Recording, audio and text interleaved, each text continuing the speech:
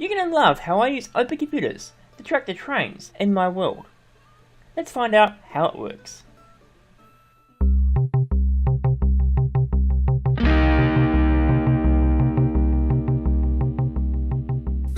Hey! How's it going? And welcome back to the series about rails. Now in the last episode, we worked on the GPS system so that we can return a block position using our tablet. The reason for that will become very clear in this episode because we're going to put in a track monitoring system so we know where our trains are. So, let's get started. So in between episodes, I have been quite busy taking out the underneath the rail tracks here, just hollowing it out and putting in OpenComputers cable. This runs, of course, from all the way from Waterview, which is where we started, all the way around to Charcoal Hill, which is 1.2 kilometers away. And that allows us to get into all the underneath bits here, which we're going to need to do very shortly. And the reason I'm doing that, of course, is because if we go down here, I've taken out the computer bits from here, and they are now located up here. So we've got the disassembler, the electronic assembler, and the computer right here. So what I thought we'd do first is set up a microcontroller. So just a basic tier 1 with a network card, a redstone card, memory, and a CPU. And the reason I want to do this is I want to be able to repeat any redstone event that happens on the train track and send it through along the OpenComputers network into a central system.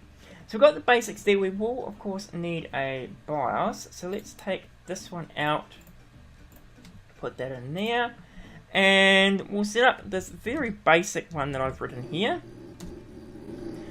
which just uses a modem, our network card, which sends any event it receives, will go through and rebroadcast it over the modem, unless it's a modem message, in which case it just identifies itself. So what we'll do though is we'll flash that to the BIOS. Yes. We'll call it NetRelay, apparently. That'll do. I'll take that out and put that back into there. We will stick this into here, which gives us our microcontroller. We'll assemble it. And then of course we can take this downstairs, place it on here, and turn it on, and it should do nothing at the moment. We'll also put a lever there. Just leave that like that. Over on this machine, which you can see I've set up for a nice big screen so we can see things, we're going to go in here, we're going to run our NetRelay test, which receives the event, and it will spit it out on the screen. So you can see it detected me pressing or bringing the enter key back up, and it's just identified that. So if I done anything, if I do this, it'll just output all the things, all the events that come through. We'll go down to here. The other thing it does is it looks for our special events. So if we do a redstone on, the controller should then indicate over here, redstone changed, with the ID of the computer that sent it, or the microcontroller that sent it.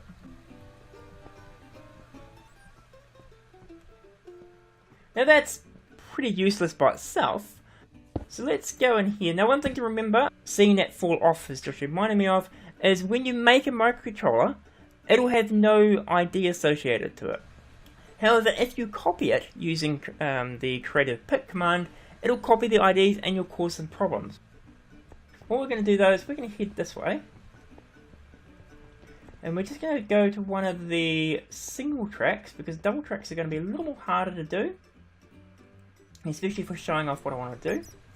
We're going to go into here and we want to place a piece of magenta wall there and there, and place one of those and one of those like that. We'll grab the wand and copy it from there. 1, 2, 3, 4, 5, 6, 7, 8.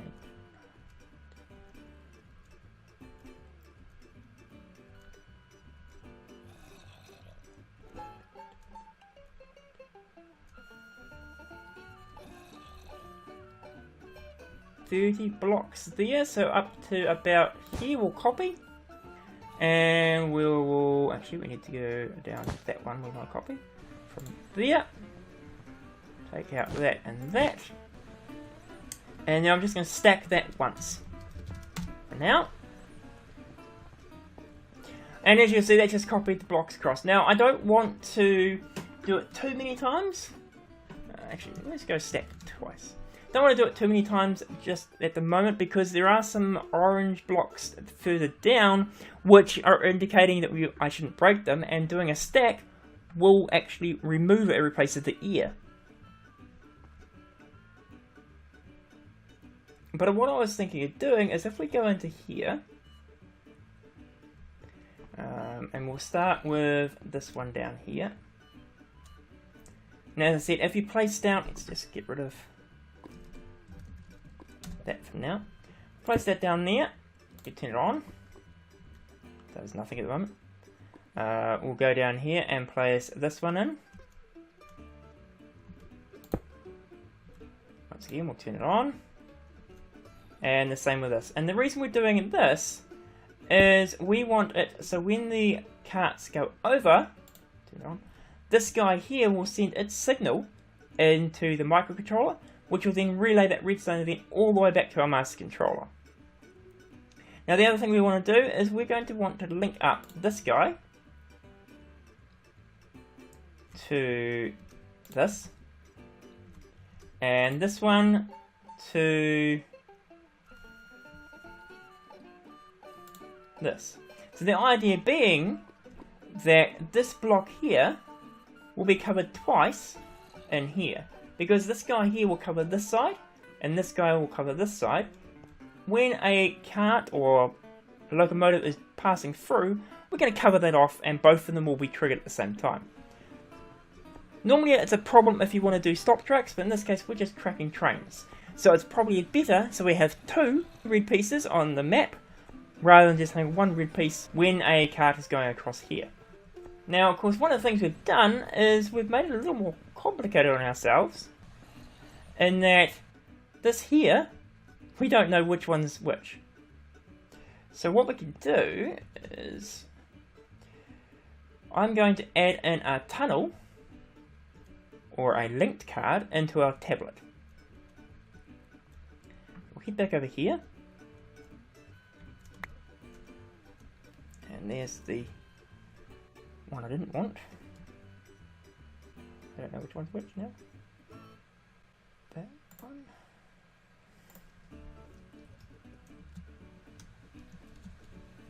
Obviously, if you do something like that, you need to work out which one it is. So if we put that into disassembler, put that into there, and these will now have IDs. You can see the little freebie 2 or that. We don't want that one. So if we take that out,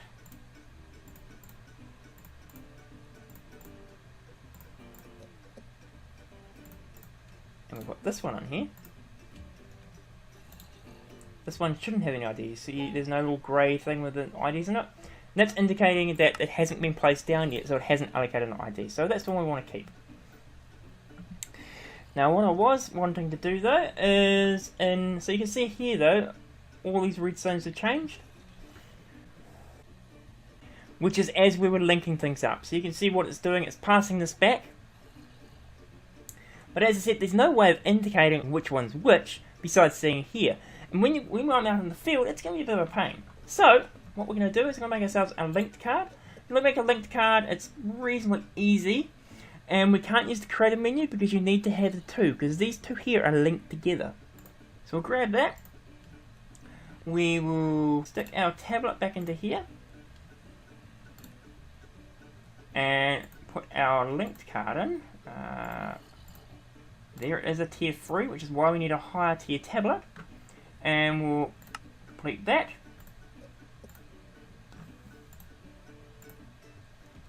And our other linked card will go into this machine.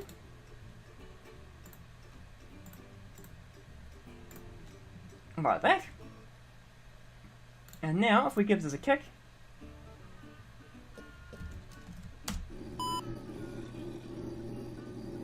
so we'll now rerun this. our key up event. We'll head into the back down here where the microcontrollers were. And now, if we reboot this, actually, sorry, we should go into the tablet as well, shouldn't we? Boot this guy up. And I have a tool on here called ident, which uses the linked card we just put into the machine to identify the, to do communications back to the master machine. So we turn this thing off and turn it back on. So now you can see that we're sending a signal back to the tablet to say, please locate this. Which, in this case, we know it's this one here, so we'll do our tablet use thing, which is holding down that, right click. And then it will send it back to the master so it can track which ID it is. Now, by itself that's pretty easy, because if we restarted each of these individually, we'd see what they are, we can hear them, because the beep, beep is actually the microcontroller, and the single beeps is this thing here just indicating something's happening. But if we were to put down, let's go put down a lamp, and turn it off and on, that won't work because that is actually not set up. It's not set up, it's been remembered. Go to this one, better example, and we go like that. Did that actually place? It did. It's not updating. And we'll turn this guy back on. You can now see that it will highlight. I've got code in there which will set up the redstone event to push down and highlight that, which makes it a little easier because of course that one there's flashing. If we were to do that down here on this one as well,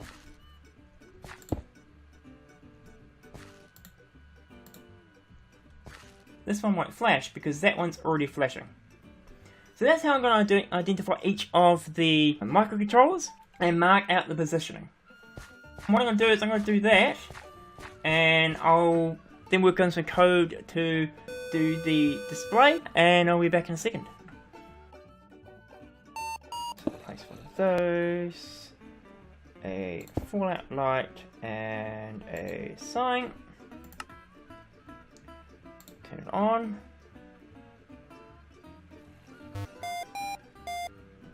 Okay.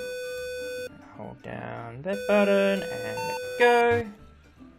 Okay. So, it's taken a very long time to do this, but I think I've actually finished. Now, one of the things you'll notice is I've got signs here. Now, the reason why I've done that is because it was really hard to find where the controllers were located. And I've actually gone through multiple iterations of the code to try and fix a bug, which I thought was my bug, but it turns out it's actually a problem of computers. What was happening is I'd get partway down the line, it really kind of worked because I could reboot everything. I've even added a reboot command in and it still didn't work. Turns out though, that if you don't chunk load the cables, you'll have a mixed response on whether it works. So even though I had chunk loading support in the trains and automatic reload support in the microcontrollers, because the cables weren't chunk loading, we were getting weird issues. However, I've got all these guys set up now, as you can see, and it goes all the way along. We're back in water view here. We head up into the control room area here. Hopefully that guy now shows up. Yes, he does. Awesome. You can see I've written up a program to display the line. And you can see that it's got water view all the way through Charcoal Hill and all the various stations along the way, which are all automatic. And in the tablet, you just give it a point of POI, and you can say what the name of that location is, and it will put it in there. And the little red dots should be moving around. Some of them do stay static because it doesn't always get the signal, but I think that's reasonably good for what you're doing. There's at least 2 trains moving at the moment. Okay. So, since it's taken about 6 or 7 days to get this all sorted out, I'm going to end the episode here. If you've enjoyed the episode, please do hit that like button. Any questions, comments, suggestions, or just want to say hello, leave a comment down below. But otherwise, have a great day, and see ya!